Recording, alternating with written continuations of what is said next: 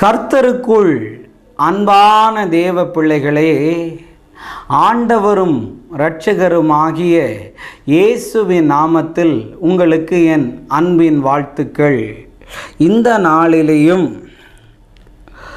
மத்தேயு எழுதின சுவிசேஷம் 14வது அதிகாரம் அதனுடைய 29வது வசனத்தை வாசிக்கிறேன்.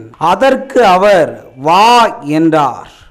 அப்பொழுது பேதுரு படவை விட்டு இறங்கி இயேசுவினிடத்தில் போக ஜலத்தின் மேல் நடந்தான் என்று எழுதியிருக்கிறத பார்க்க முடியும். கரை சேரும் உன் எதிர்காலம், கலங்கவே கலங்காதீங்க. பேதுருவுக்கு ரொம்ப ஒரு ஆசைன்னு கூட சொல்லலாம். கடலின் மேலே நடக்கணும்னு. கடலின் மேலே நடக்க அவன் ஆசைப்பட்ட போது ஆண்டவரை பார்த்து அவன் நடந்து வருகிறான்.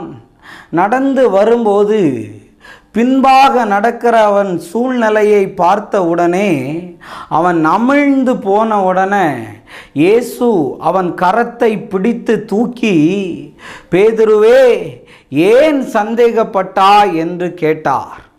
இன்னைக்கு நிறைய நேரத்தில் கடலில் ஆண்டவர் சொன்னாரேன்னு இறங்கினதுக்கு அப்புறம் பின்னாடி என்ன நடக்குதுன்னு நீ பார்க்காத. ஏன்னா உன்னை கரையில் கொண்டு வந்தவர், கடலில் உன்னை நடத்தினவர், ஏன் அவருக்கு கரை சேர்க்க முடியாதா? கண்டிப்பாக கரை சேர்க்க முடியும். அதுக்கு பின்னாடி என்ன நடக்குது, முன்னாடி என்ன நடக்குது? இந்த கடலில் இறங்கினா இந்த ஸ்ட்ராட்டஜியை ஃபாலோ பண்ணலாமா, இந்த மெத்தடை நம்ம அப்ளை பண்ணலாமான்னெல்லாம் மூளையால் யோசிக்காத. கிறுக்கன் ஆயிடுவ, கிறுக்கி ஆயிடுவ. ஆண்டவர் சொல்கிறத கேட்டுட்டு நீ நடந்து போ. அங்கே புயல் அடித்தாலும், அங்கே கொந்தளிச்சாலும் நீ ஏன் பார்க்குறத? உன்னை நடக்க சொன்னவரை பார்த்து நீ நடந்தனா அது எல்லாம் உன் பின்னாடி தான் போகும். ஏன்னா நீ ஒருத்தர் முன்னாடி நிற்கிறதுனால நீ முன்னாடி நடக்கும்போது உன் பின்னாடி நடக்கிறது தெரியாது. நீ அதை பார்க்காத. ஏன்னா உன் முன்னாடி நிற்கிறவருக்கு உன் பின்னாடி நடக்கிறது கண்டிப்பாக தெரியும். அவர் எதை அடக்கணுமோ, எதை அமிழ்த்தணுமோ அதை அமிழ்த்தி கரெக்டாக கரை சேர்த்துருவாருங்க. இன்றைக்கி நிறைய நேரத்தில் பிரதர் நான் எப்படி கரை சேருவேன்னு தெரியல, என் எதிர்காலமே கேள்விக்குறியாக இருக்குன்னு சொல்கிறியா? கடலில் நடக்க பண்ணினவர் உன்னை மூழ்கி போக விட மாட்டார். உன்னை கரை சேர்க்க உண்மை உள்ள தேவனாக இருக்கிறார். நிறைய பேருக்கு கப்பலில் வேலை செய்யணும்னு ஆசை.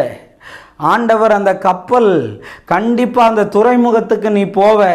நிறைய பேருக்கு வெளிநாட்டில் போய் வேலை செய்யணும்னு ஆசை. இன்னைக்கு ஆண்டவர் சொல்கிறாரு, சில காரியங்களை எல்லாம் நான் உனக்காக செய்ய போகிறேன்னு. சில நியூஸில் எல்லாம் படிச்சிருக்கிறேன். என்ன தெரியுமா? புயல் கரையை கடந்ததுன்னு. இன்னும் சற்று நேரத்தில் புயல் கரையை கடக்கும்னு. அந்த புயல் அவன் சொல்லும்போது தான் இன்னும் அதிகமாக வரும். இன்னைக்கு நான் என்ன சொல்ல வரேன்?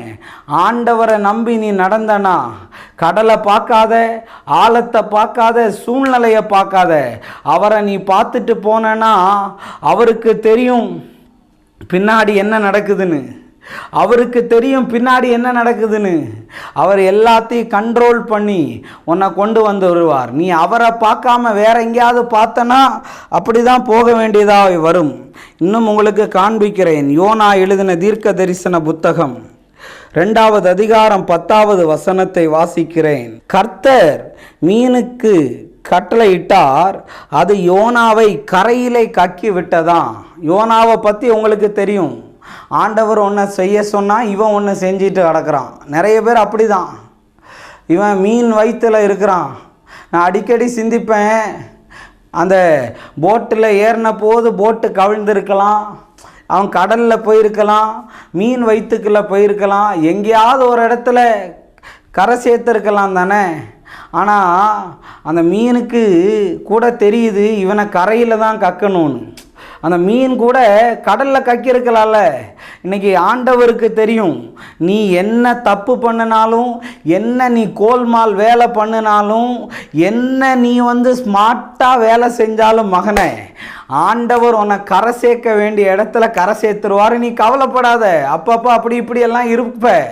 ஆனால் டிஸ்டனியில் போகும்போது கர்த்தருடைய சித்தம் நிறைவேறும். ஆமென். லூக்கா 5வது அதிகாரம் அதனுடைய